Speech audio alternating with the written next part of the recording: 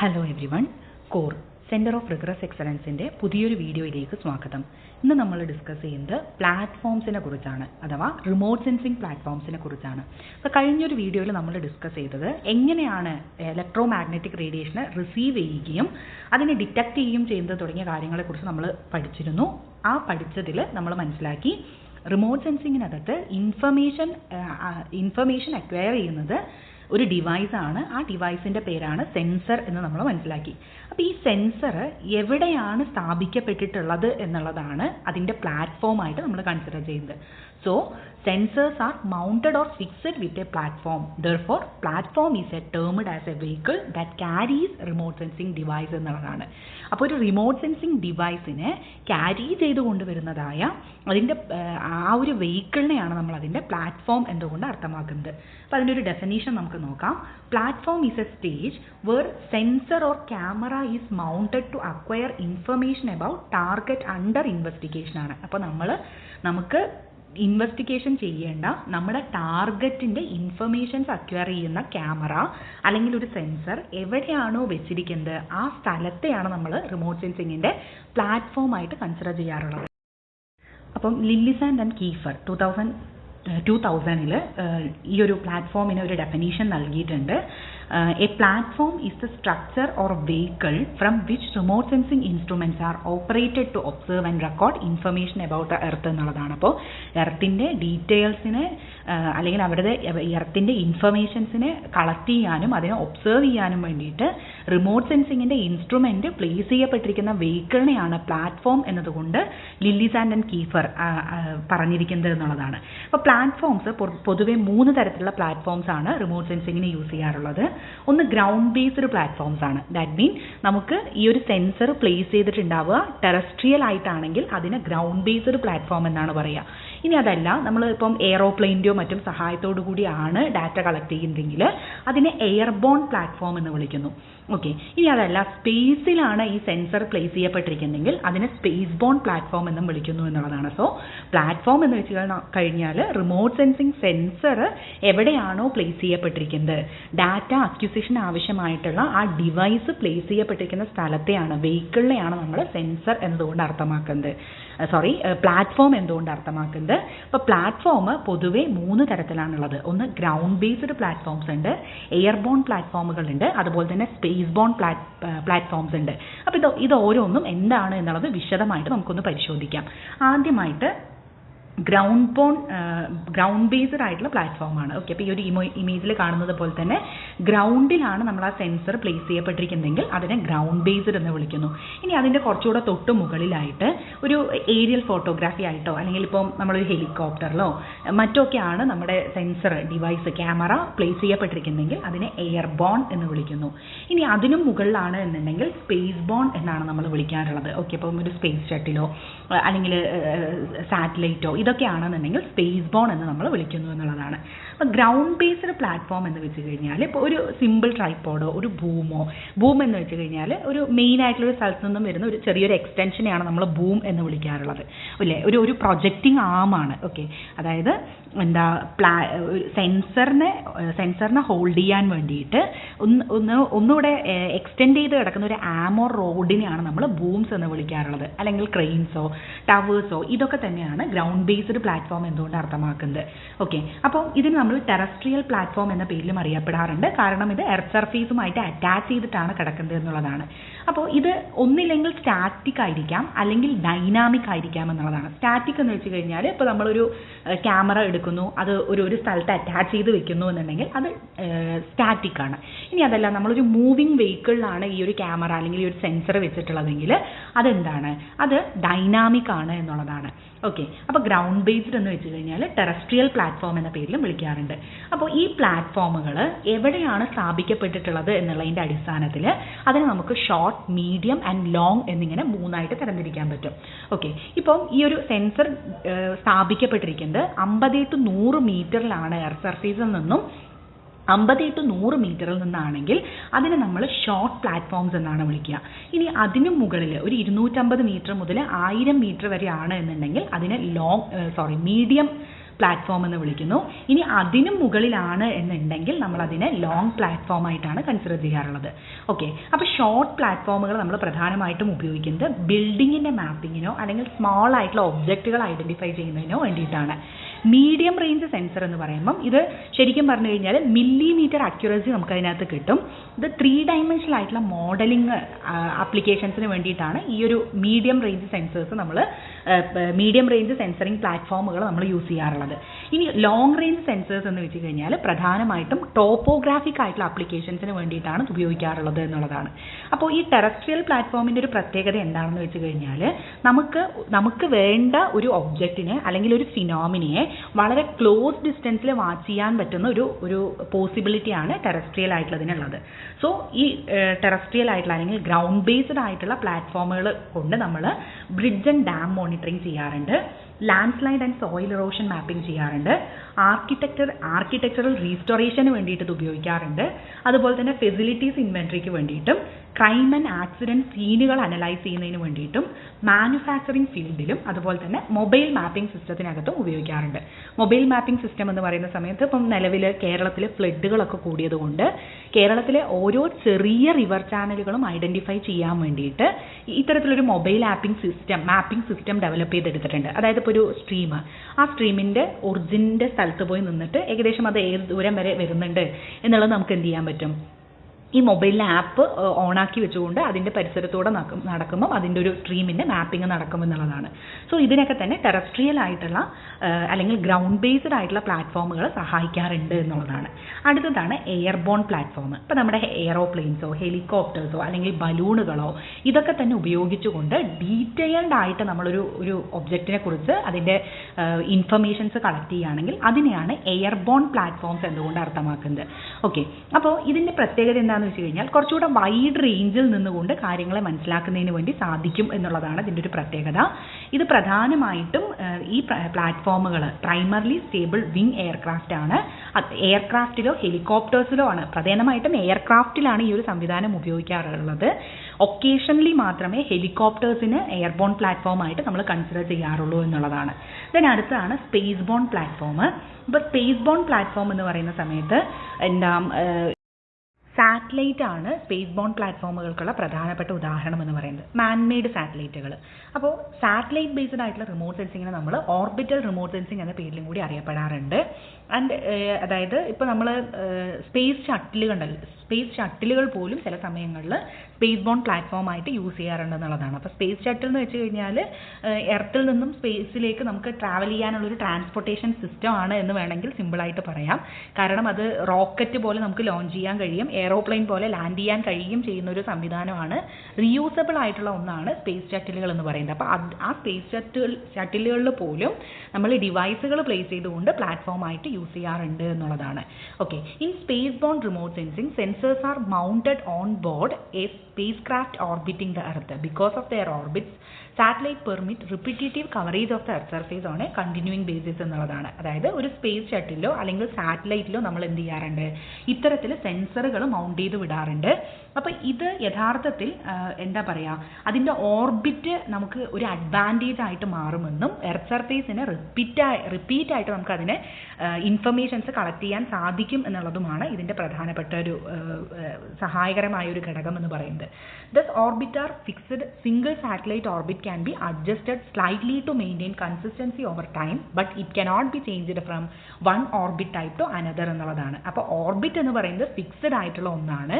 നമുക്ക് എന്ത് ചെയ്യാൻ പറ്റും, അതിൻ്റെ ടൈമിലോ അതായത് slightly to maintain consistency over time, but it cannot be changed from one orbit type to another എന്നുള്ളതാണ്. അപ്പോൾ ഒരു ഓർബിറ്റിൽ നിന്നും മറ്റൊരു ഓർബിറ്റിലേക്ക് നമുക്ക് ഒരിക്കലും അതിനെ ചേഞ്ച് ചെയ്യാൻ വേണ്ടി കഴിയില്ല എന്നുള്ളതാണ് ഇതിൻ്റെ ഒരു പ്രത്യേകത വരുന്നത്. സ്പേസ് ബോൺ പ്ലാറ്റ്ഫോംസ് എന്ന് പറയുന്ന സമയത്ത് സാറ്റലൈറ്റ് പ്ലേസ് ചെയ്തിരിക്കുന്നത് 3 ടൈപ്സ് ഓഫ് ഓർബിറ്റ്സിലാണ്.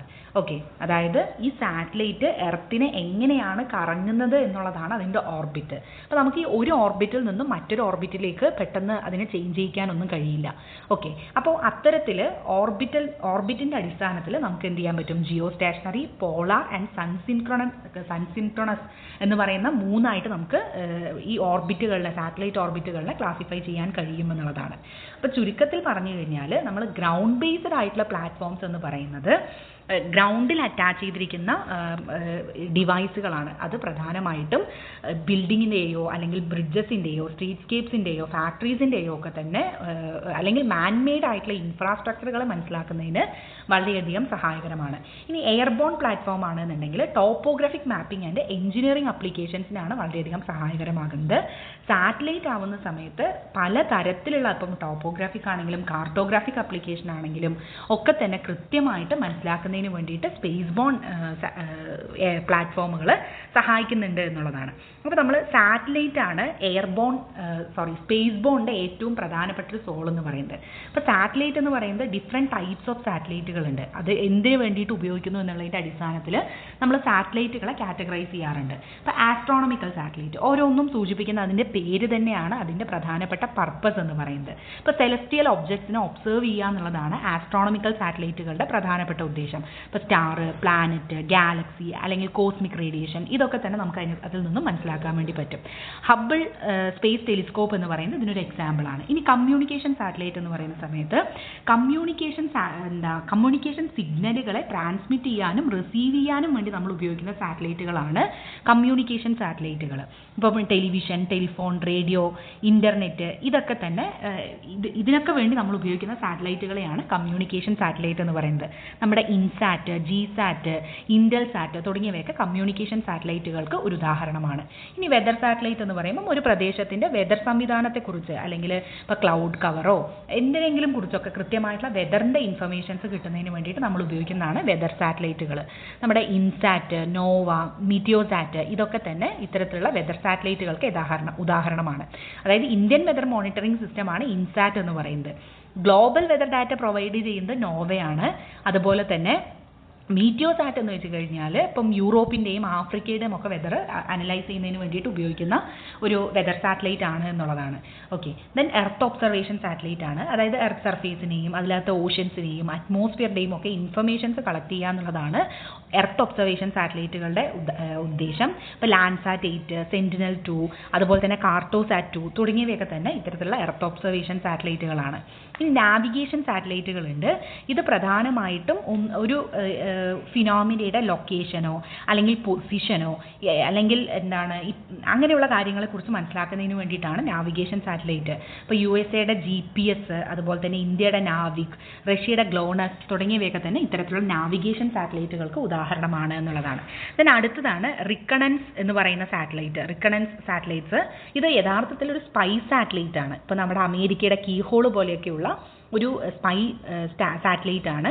മിലിറ്ററി അതുപോലെ തന്നെ മിലിറ്ററി പർപ്പസിന് വേണ്ടിയിട്ടും സ്ട്രാറ്റജിക് ആയിട്ടുള്ള ഇൻഫർമേഷൻസ് കളക്ട് ചെയ്യുന്നതിനും വേണ്ടിയിട്ടാണ് ഈ റിക്കണൻസ് അഥവാ സ്പൈ സാറ്റലൈറ്റുകൾ ഉപയോഗിക്കുന്നത് എന്നുള്ളതാണ്.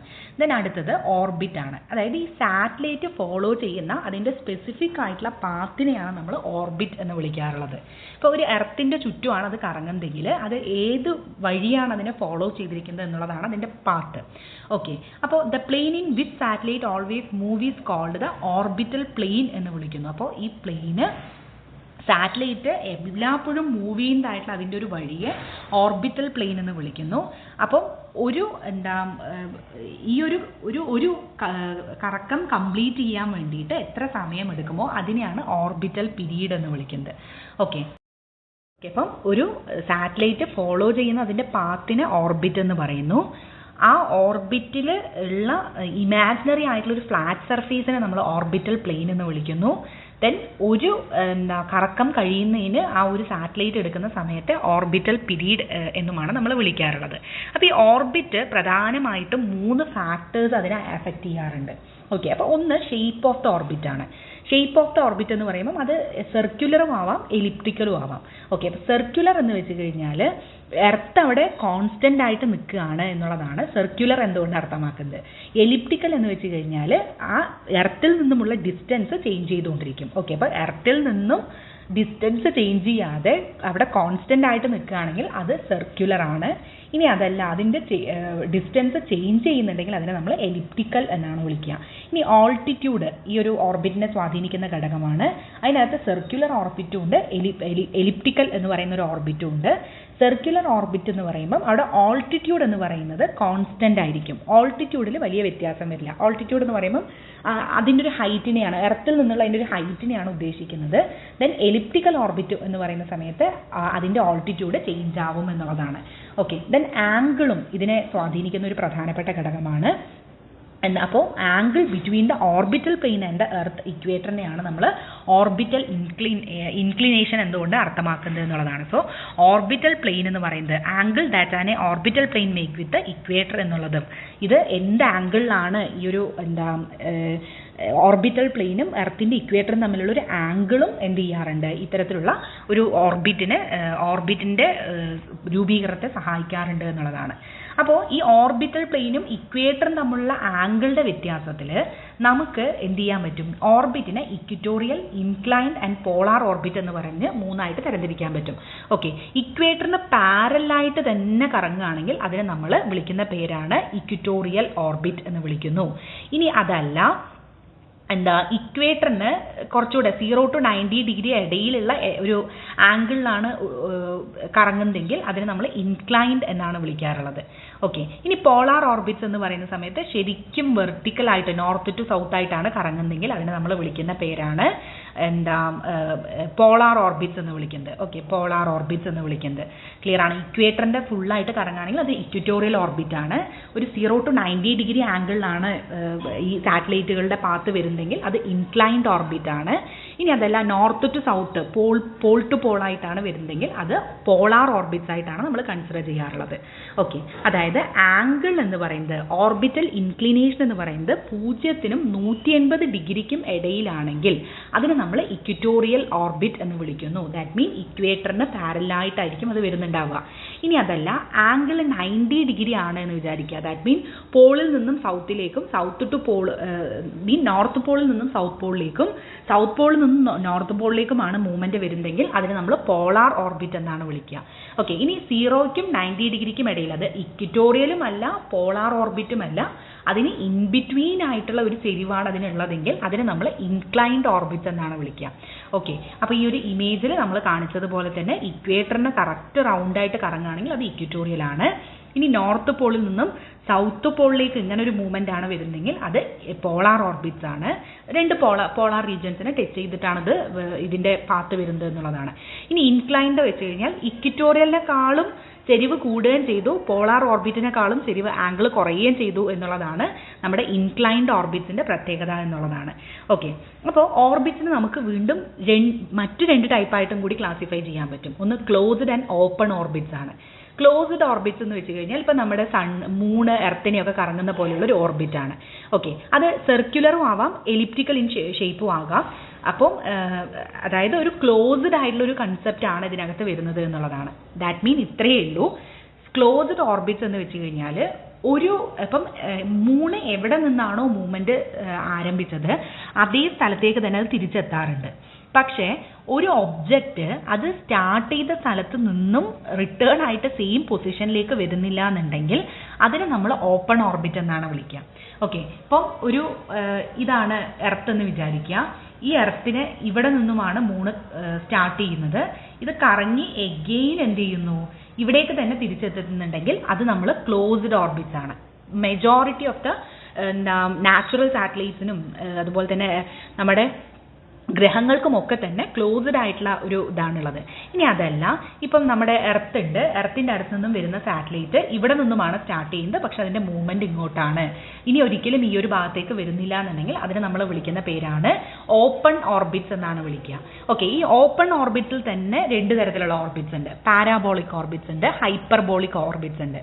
പാരബോളിക് എന്ന് വെച്ച് കഴിഞ്ഞാൽ ഇപ്പം പാരബോളിക് എന്താണെന്ന് വെച്ച് കഴിഞ്ഞാൽ ഇപ്പം ഒരു എർത്ത് സർഫേസ് എക്സേർട്ട് ചെയ്യുന്ന ഒരു ഗ്രാവിറ്റി ഉണ്ട് അല്ലേ. ആ ഗ്രാവിറ്റിയിൽ നിന്നും ഒരു സാധനം പുറത്ത് പോകണമെങ്കിൽ അതിൻ്റെ ഈക്വൽ ആയിട്ടുള്ള വെലോസിറ്റി ഉള്ള ഒന്നിന് അതിൽ നിന്നും പുറത്ത് പോകാൻ പറ്റുമെങ്കിൽ അതിനെ നമ്മൾ പാരബോളിക് എന്നാണ് വിളിക്കുന്നത്. ദാറ്റ് മീൻ വെലോസിറ്റിയും എസ്കേപ്പ് വെലോസിറ്റിയും ഈക്വൽ ആണ്. എസ്കേപ്പ് വെലോസിറ്റി എന്ന് വെച്ച് കഴിഞ്ഞാൽ ഒരു പ്ലാനറ്റിൻ്റെ ഗ്രാവിറ്റിയിൽ നിന്നും ലീവ് ചെയ്യുന്നതിന് വേണ്ടിയിട്ട് എടുക്കേണ്ട മിനിമം സ്പീഡാണ് എസ്കേപ്പ് വെലോസിറ്റി. ഓക്കെ, അപ്പോൾ വെലോസിറ്റിയും എസ്കേപ്പ് വെലോസിറ്റിയും സിമിലർ ആണ് എന്നുണ്ടെങ്കിൽ അതിനെ നമ്മൾ പാരബോളിക് ഓർബിറ്റ് എന്നാണ് വിളിക്കുക. പക്ഷേ ഹൈപ്പർബോളിക് ഓർബിറ്റ് എന്ന് വെച്ച് കഴിഞ്ഞാൽ അവിടെ velocity greater than escape velocity ആയിരിക്കും. ഓക്കെ, അപ്പോൾ എസ്കേപ്പ് വെലോസിറ്റി എന്ന് പറയുന്നത് ഗ്രേറ്റർ ദാൻ ആയിരിക്കും, അതായത് velocity is greater than escape velocity ആയിരിക്കും എന്നുള്ളതാണ്. ഓക്കെ, അപ്പോൾ പാരബോളിക് എന്ന് വെച്ച് കഴിഞ്ഞാൽ velocity equal to escape velocity ആണ്. ഹൈപ്പർബോളിക് ഓർബിറ്റ് എന്ന് വെച്ച് കഴിഞ്ഞാൽ velocity greater than escape velocity എന്നുള്ളതാണ് വരുന്നത്. ഓക്കെ, അപ്പോൾ ഇത്തരത്തിൽ ക്ലോസ്ഡ് ആയിട്ടുള്ള ഓർബിറ്റ്സിൻ്റെ അടിസ്ഥാനത്തിൽ, ക്ലോസ്ഡ് ഓർബിറ്റ്സ് എന്ന് വെച്ച് കഴിഞ്ഞാൽ നമുക്കറിയാം ഒരു ഒബ്ജക്റ്റ് സ്റ്റാർട്ട് ചെയ്ത സ്ഥലത്ത് തന്നെ തിരിച്ച് എത്തുന്നതാണ് ക്ലോസ്ഡ് ഓർബിറ്റ്സ് എന്ന് പറയുന്നത്. അപ്പോൾ ഈ ക്ലോസ്ഡ് ഓർബിറ്റ്സിൻ്റെ അടിസ്ഥാനത്തിൽ നമുക്ക് എഗെയിൻ സാറ്റലൈറ്റ് ഓർബിറ്റുകളെ രണ്ടായിട്ട് തരംതിരിക്കാം. Geosynchronous orbit.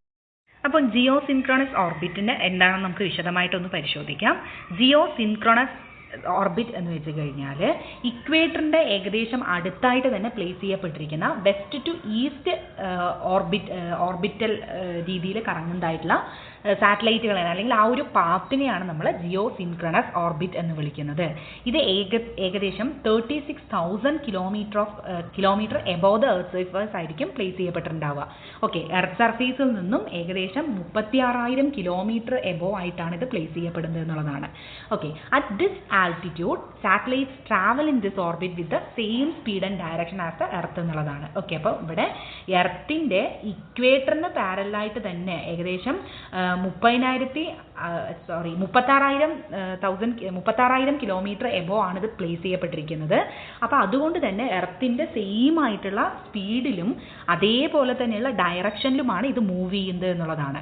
ഓക്കെ, അപ്പോൾ എർത്തിൻ്റെ സെഡ്രിയൽ റൊട്ടേഷൻ പീരീഡുമായിട്ട് ഇത് മാച്ച് ചെയ്യപ്പെടുന്നുണ്ട് എന്നുള്ളതാണ്. Okay, there is a special case of geosynchronous orbit which is known as geostationary orbit എന്ന പേരിലും അറിയാം. അതായത് ജിയോസിൻക്രണസിൻ്റെ തന്നെ മറ്റൊരു സിറ്റുവേഷനെയാണ് ജിയോസ്റ്റേഷനറി ഓർബിറ്റ് എന്ന് വിളിക്കാറുള്ളത്. ഓക്കെ, അപ്പോൾ അത് നമുക്ക് എന്താണെന്ന് നോക്കാം. ഇതാണ് ജിയോസ്റ്റേഷനറി ഓർബിറ്റ് എന്ന് പറയുന്നത്. അതായത് ഇത് റെഡിൽ കാണിച്ചിരിക്കുന്നത് ജിയോസിൻക്രണസ് ഓർബിറ്റ് ആണ്. കുറച്ചുകൂടെ നമ്മൾ മുന്നേ പറഞ്ഞ പോലെ തന്നെ ഇൻക്ലൈൻഡ് ആയിട്ടുള്ള ഒരു ഓർബിറ്റ്. അപ്പം ജിയോ സിൻക്രണസ് സാറ്റലൈറ്റ് എന്ന് വെച്ച് കഴിഞ്ഞാൽ അതിൻ്റെ ഓർബിറ്റൽ പീരീഡ് എന്ന് പറയുന്നത് എർത്തിൻ്റെ റൊട്ടേഷൻ പീരീഡിന് സിമിലർ ആയിരിക്കും. സോ അത് എവിടെ നിന്നാണോ ലീവ് ചെയ്യുന്നത് ആ സെയിം പൊസിഷനിലേക്ക് സെയിം ടൈമിൽ എല്ലാ ദിവസവും വരും എന്നുള്ളതാണ് ജിയോ സിൻക്രണസ് സാറ്റലൈറ്റിൻ്റെ ഒരു പ്രത്യേകതയായിട്ട് പറയുന്നത്. പക്ഷേ സ്റ്റേഷനറി എന്ന് വെച്ച് കഴിഞ്ഞാൽ ജിയോ സിൻക്രണസിൻ്റെ ഒരു സ്പെസിഫിക് ടൈപ്പാണ്. ആ സാറ്റലൈറ്റ് എന്ന് വെച്ച് കഴിഞ്ഞാൽ ഒരു പോയിന്റിനകത്ത്, ഇക്വേറ്ററിൻ്റെ ഒരു പോയിന്റിനകത്ത് അത് അവിടെ ഫിക്സഡ് ആയിട്ട് നിൽക്കുകയാണ് എന്നുള്ളതാണ് അതിൻ്റെ ഒരു പ്രത്യേകത. അതായത് എർത്ത് റൊട്ടേറ്റ് ചെയ്യുന്ന സമയത്ത് ഇപ്പം ഈ ഒരു ആംഗിളിലാണ് നമ്മൾ സാറ്റലൈറ്റ് വെച്ചിരിക്കുന്നതെങ്കിൽ ഇത് ഫിക്സ്ഡ് ആയിട്ട് ഇവിടെ തന്നെ മോണിറ്റർ ചെയ്യുകയാണെങ്കിൽ അത് ജിയോ സ്റ്റേഷനറി ആണ്. ഓക്കെ, ജിയോ സ്റ്റേഷനറി എന്ന് വെച്ച് കഴിഞ്ഞാൽ ഫിക്സ്ഡ് ആയിട്ടുള്ള ഒരു ലൊക്കേഷൻ തന്നെ. അപ്പോൾ ഇത് മൂവ് ചെയ്യുന്ന സമയത്ത് ഇതിനോടൊപ്പം മൂവ് ചെയ്യുന്നതാണ് ജിയോ സ്റ്റേഷനറി എന്ന് പറയുന്നത്. പക്ഷേ ജിയോ സിൻക്രണസ് ഓർബിറ്റ് എന്ന് വെച്ച് കഴിഞ്ഞാൽ കുറച്ചുകൂടെ ഇൻക്ലൈൻഡ് ആണ്. 0 to 90 ഡിഗ്രിക്ക് ഇടയിൽ ഇൻക്ലൈൻഡ് ആയിട്ടുള്ള ഒരു ഓർബിറ്റ് ആയിരിക്കും ഇത്. ഇപ്പം ഈ ഒരു സ്ഥലത്താണ് അത് ഒരു വിസിറ്റ് ചെയ്തെങ്കിൽ ഒരു 24 hours കഴിയുമ്പം, അതായത് ഇതിങ്ങനെ മൂവ് ചെയ്ത് വന്ന് 24 hours കഴിയുമ്പം എഗെയിൻ ഇതേ സ്ഥലത്ത് സെയിം ആയിട്ടുള്ള ടൈമിൽ വരും എന്നുള്ളതാണ് ജിയോ സിൻക്രണസ് ഓർബിറ്റിൻ്റെ പ്രത്യേകത എന്ന് പറയുന്നത്. ഓക്കെ, അപ്പോൾ ഈ ഒരു ഓൾട്ടിറ്റ്യൂഡിനകത്ത് സാറ്റലൈറ്റിന് ഓൾമോസ്റ്റ് എൻ്റയർ ഹെമിസ്ഫിയറിനെയും കാണാൻ പറ്റും എന്നുള്ളതാണ് അതിൻ്റെ ഒരു പ്രത്യേകത. ആൻഡ് ജിയോസ്റ്റേഷനറി ഇമേജിൻ്റെ റെസൊല്യൂഷൻ എന്ന് പറയുന്നത് വെരി കോൾസ് ആണ്. And it provide distorted images of the polar region with poor spatial resolution എന്നുള്ളതാണ്. അപ്പം ജിയോസ്റ്റേഷനറി എന്ന് പറയുമ്പം ഇക്വേറ്ററിനെ സംബന്ധിച്ച് നല്ല വിശദമായിട്ടുള്ള കാര്യങ്ങൾ നമുക്ക് മനസ്സിലാക്കാൻ വേണ്ടി പറ്റും. പക്ഷേ പോളാർ റീജിയനുമായി ബന്ധപ്പെട്ടിട്ട് വളരെ പുവർ ആയിട്ടുള്ളൊരു സ്പേഷ്യൽ റെസൊല്യൂഷനും ഡിസ്റ്റോർട്ടഡ് ഇമേജസ് ആയിരിക്കും നമുക്ക് കിട്ടുന്നുണ്ടാവുക എന്നുള്ളതാണ്. സോ ഇത് പ്രധാനമായിട്ടും കമ്മ്യൂണിക്കേഷൻ ആൻഡ് വെതർ പർപ്പസസിന് വേണ്ടിയിട്ടാണ് ജിയോസ്റ്റേഷനറി ഓർബിറ്റുകൾ ഉപയോഗിക്കുന്നത് എന്നുള്ളതാണ്. ദെൻ ജിയോസ്റ്റേഷനറി ഓർബിറ്റിൻ്റെ പ്രത്യേകത എന്ന് വെച്ച് കഴിഞ്ഞാൽ ലാർജ് ആയിട്ടുള്ളൊരു സ്പേഷ്യൽ കവറേജ് കിട്ടുമെന്നുള്ളതാണ്. ദെൻ എർത്ത് സർഫേസിൻ്റെ 1/3 ഓൾമോസ്റ്റ് ഇത് കവർ ചെയ്യുന്നുണ്ട്. ദെൻ പെർമനൻ്റ് ആയിട്ടുള്ള വിസിബിലിറ്റിയാണ്. അപ്പോൾ കണ്ടിന്യൂസ് ആയിട്ടുള്ളൊരു ഡാറ്റ വേണ്ട ആവശ്യങ്ങൾക്ക് വേണ്ടിയിട്ട് നമുക്കിത് ഉപയോഗിക്കാൻ കഴിയും എന്നുള്ളതാണ്. And 1 ground segment is enough for satellite monitoring എന്നുള്ളതും ഈ ഒരു ജിയോ സ്റ്റേഷനറി ഓർബിറ്റിൻ്റെ പ്രത്യേകതയാണ്. ഇനി സൺ സിൻക്രണസ് ഓർബിറ്റ് ആണ്. അതായത് ഈ ഒരു polar orbits have an inclination of 90 degree with respect to the equatorial plane of the earth. A polar orbit is a satellite orbit that passes close to both poles of the earth എന്നുള്ളതാണ്. ചുരുക്കത്തിൽ sun synchronous orbit എന്ന് വെച്ച് കഴിഞ്ഞാൽ polar ഓർബിറ്റിൻ്റെ ഒരു വകഭേദമാണ് എന്നുള്ളതാണ്. ഇത് north to south ആണ് ഇതിൻ്റെ മൂവ്മെൻറ്റ്സ് വരുന്നത്. അതായത് during A 12-hour day satellite in such an orbit can observe all points on earth എന്നുള്ളതാണ്. ഓക്കെ, അപ്പോൾ അത് കഴിഞ്ഞിട്ട് കൃത്യമായിട്ട് ആ തിരിച്ച് സ്ഥലത്തേക്ക് എത്തും എന്നുള്ളതാണ് ഇതിൻ്റെ ഒരു പ്രത്യേകത. പോളാർ ഓർബിറ്റിൻ്റെ അടിസ്ഥാനത്തിലാണ് ഇത് സഞ്ചരിക്കുന്നത്. സോ അതുകൊണ്ട് തന്നെ ഇത് പോളാർ സാറ്റലൈറ്റ് ആണ്. കാരണം നോർത്ത് ടു സൗത്ത് പോളിലേക്കാണ് ഇതിൻ്റെ ഒരു മൂവ്മെൻറ്റ്സ് വരുന്നത് എന്നുള്ളതാണ്. Okay, the earth rotates underneath and allows satellite to see virtually every part of the earth എന്നുള്ളതാണ്. അപ്പോൾ ഈ സാറ്റലൈറ്റിൻ്റെ കുറച്ച് താഴെയായിട്ടായിരിക്കും എർത്തിൻ്റെ പൊസിഷൻ വരുന്നത്. സോ അതുകൊണ്ട് തന്നെ എർത്ത് സർഫേസിലെ എല്ലാ ഭാഗങ്ങളെയും കവർ ചെയ്യാൻ ഇതിന് കഴിയും. അപ്രോക്സിമേറ്റ്ലി ഇതിന് ഒരു 1 ഓർബിറ്റ് കംപ്ലീറ്റ് ചെയ്യാൻ വേണ്ടിയിട്ട് 90 മുതൽ 100 മിനിറ്റ്സിൻ്റെ ആ ഒരു ഗ്യാപ്പാണ് വരുന്നത് എന്നുള്ളതാണ്. Then the satellite pass over the equator at the same solar time. അതായത് എല്ലാ സിംഗിൾ ഡേയിലും സെയിം ആയിട്ടുള്ളൊരു സോളാർ ടൈമിലായിരിക്കും ഇത് ഓരോ സ്ഥലങ്ങളെയും പാസ് ചെയ്യുന്നത് എന്നുള്ളതാണ്. ദെൻ ഈ ഓർബിറ്റ് എന്ന് പറയുന്നത് ലോ ലാറ്റിറ്റ്യൂഡ് ഓർബിറ്റ്സ് ആണ്. ഏകദേശം എർത്ത് സർഫേസിൽ നിന്നും 200 മുതൽ 1000 കിലോമീറ്റർ വരെ ആയിരിക്കും ഇത് പ്ലേസ് ചെയ്യപ്പെട്ടിട്ടുണ്ടാവുക എന്നുള്ളതാണ്. ഓക്കെ, പ്ലാനറ്റിൻ്റെ വളരെ ബെസ്റ്റ് ആയിട്ടുള്ളൊരു വ്യൂ ഈ സാറ്റലൈറ്റ് പ്രൊവൈഡ് ചെയ്യുന്നുണ്ട്. അതായത് നമുക്ക് പലപ്പോഴും കവർ ചെയ്യാൻ പറ്റാത്ത പോർഷൻസിൻ്റെ ഡീറ്റെയിൽസ് പോലും ഇത് തരാറുണ്ട് എന്നുള്ളതാണ്. ഓക്കെ, ഇത് പ്രധാനമായിട്ടും സ്പൈ സാറ്റലൈറ്റ് ആയിട്ടും അതുപോലെ തന്നെ എർത്ത് ഒബ്സർവേഷൻ സാറ്റലൈറ്റുകളായിട്ടാണ് ഉപയോഗിക്കാറുള്ളത്. ഇത് ചില സമയങ്ങളിൽ വെതർ സാറ്റലൈറ്റ്സിന് വേണ്ടിയിട്ടും ഈ ഒരു പൊസിഷൻ യൂസ് ചെയ്യാറുണ്ട് എന്നുള്ളതാണ്. അപ്പോൾ ചുരുക്കത്തിൽ നമ്മൾ പഠിച്ചത് ഗ്രൗണ്ട് ബേസ്ഡ് ആയിട്ടുള്ള പ്ലാറ്റ്ഫോം എന്താണ് എന്നുള്ളത് നോക്കി, എയർബോൺ പ്ലാറ്റ്ഫോം എന്താണ്, ദെൻ സ്പേസ് ബോൺ പ്ലാറ്റ്ഫോം എന്താണ്, സ്പേസ് ബോൺ പ്ലാറ്റ്ഫോമിനകത്ത് തന്നെ വരുന്ന സാറ്റലൈറ്റും അതിൻ്റെ ഓർബിറ്റും അതുമായി റിലേറ്റ് ചെയ്തിട്ടുള്ള ക്ലാസിഫിക്കേഷനും ഒക്കെയാണ് നോക്കിയത്. അപ്പോൾ ഗ്രൗണ്ട് ബേസ്ഡ് പ്ലാറ്റ്ഫോം എന്ന് പറയുന്ന സമയത്ത് ടെറസ്ട്രിയൽ ആയിട്ടുള്ള ഒരു രീതിയിൽ നമ്മൾ ഡാറ്റ കളക്ട് ചെയ്യുന്നതിന് വേണ്ടിയിട്ട് സെൻസർ പ്ലേസ് ചെയ്തിരിക്കുകയാണ്. എയർബോൺ എന്ന് പറയുന്ന സമയത്ത് സെൻസർ പ്ലേസ് ചെയ്തിട്ടുള്ളത് എയറോപ്ലെയിനിലോ ഹെലികോപ്റ്ററിലോ അല്ലെങ്കിൽ ബലൂണിലോ ആയിരിക്കും എന്നുള്ളതാണ്. സ്പേസ് ബോൺ പ്ലാറ്റ്ഫോം എന്ന് പറയുന്ന സമയത്ത് റോക്കറ്റിലോ സാറ്റലൈറ്റിലോ ഷട്ടിലോ ഒക്കെ തന്നെ, അതായത് ഒരു 100 കിലോമീറ്ററിൽ മുതൽ 36,000 കിലോമീറ്റർ വരെ എബോയിലാണ് നമ്മൾ ഈ ഒരു സെൻസർ പ്ലേസ് ചെയ്തിരിക്കുന്നതെങ്കിൽ അതിനെ സ്പേസ് ബോൺ പ്ലാറ്റ്ഫോം എന്ന് പറയുന്നു. അപ്പം ഒരു സ്പേസ് ഷട്ടിലാണെങ്കിൽ ഏകദേശം 250 to 300 കിലോമീറ്റർ എബോ വരെ ആയിരിക്കും ഈ സ്പേസ് ബോൺ പ്ലാറ്റ്ഫോമിൻ്റെ സ്ഥലം എന്ന് പറയുന്നത്. ഇനി സ്പേസ് സ്റ്റേഷൻ ആണെങ്കിൽ 300 to 400 കിലോമീറ്റർ വരെ ആയിരിക്കും. ഓക്കെ, ഇനി ലോ ലെവൽ സാറ്റലൈറ്റ്സും ഉണ്ട്, ഇതിൽ ഹൈ ലെവൽ സാറ്റലൈറ്റ്സും ഉണ്ട്. കാരണം അതിൻ്റെ പൊസിഷനെ അടിസ്ഥാനമാക്കിയിട്ടാണ്. ഇപ്പോൾ 700 to 1500 കിലോമീറ്ററിൻ്റെ ഇടയിലാണ് എർത്ത് സർഫേസിൽ നിന്നും ഈ ഒരു 700 to 1500 കിലോമീറ്റർ ആണെങ്കിൽ അതിന് നമ്മൾ ലോ ലെവൽ സാറ്റലൈറ്റ്സ് എന്നാണ് വിളിക്കുക.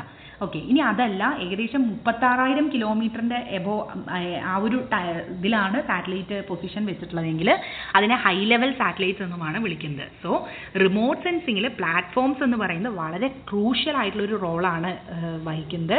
കാരണം നമുക്ക് ലഭിക്കേണ്ട ഇൻഫർമേഷൻസിൻ്റെ അക്യുറസിയെയും അതിൻ്റെ ഡീറ്റെയിലിങ്ങിനെയും കൃത്യമായിട്ടും ഫോളോ ചെയ്യുന്നത് അല്ലെങ്കിൽ കൃത്യമായിട്ട് ഇൻഫ്ലുവൻസ് ചെയ്യുന്ന പ്രധാനപ്പെട്ട ഒരു ഫാക്ടറാണ് പ്ലാറ്റ്ഫോം എന്ന് പറയുന്നത്. ഓക്കെ, അപ്പോൾ നമുക്കിപ്പോൾ ഒരു ഡിസാസ്റ്റർ മാനേജ്മെൻറ്റിനെ കുറിച്ചാണ് അല്ലെങ്കിൽ ഒരു അർബൻ പ്ലാനിങ്ങിനെ കുറിച്ചാണ് ഡാറ്റ വേണ്ടതെങ്കിൽ എവിടെയാണ് നമ്മൾ സെൻസർ വെക്കേണ്ടത് എന്നുള്ളൊരു ധാരണ നമുക്ക് ഉണ്ടാവണം.